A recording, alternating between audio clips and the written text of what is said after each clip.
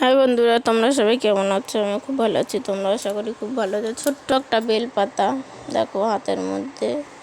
তো চলে গেলাম গঙ্গাতে। গঙ্গায় এত ভিড় কি বলবো, প্রচুর ভিড়।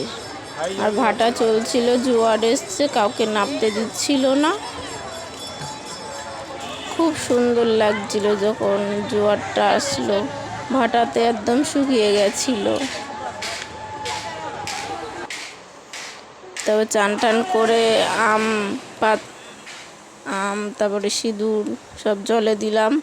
চান করে সে বাবার মাথায় জল ঢাললাম। জল ঢেলে দুজন মিলে ছবি তুললাম বাবার কাছে একটু, তুলে তারপরে বাড়ির দিকে রওনা দিলাম। তবে সন্ধ্যাবেলা আমি নতুন শিব ঠাকুর পেতেছি, ওকে চান করালাম। চান করিয়ে ফুল টুল সব দিলাম, বেলপাতা, ওই যে ছোট্ট একটা বেলপাতা, তো ফুল টুল দিয়ে বাবাকে জল ঢাললাম। 7 রকমের ফল দিলাম, জল ঢাললাম ওইখানে বাবার মাথায়। জল ঢেলে তারপরে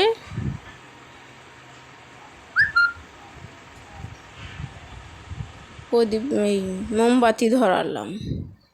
মোমবাতি ধরিয়ে তারপরে বসে রইলাম। ভালো লাগলে লাইক কমেন্ট শেয়ার করো।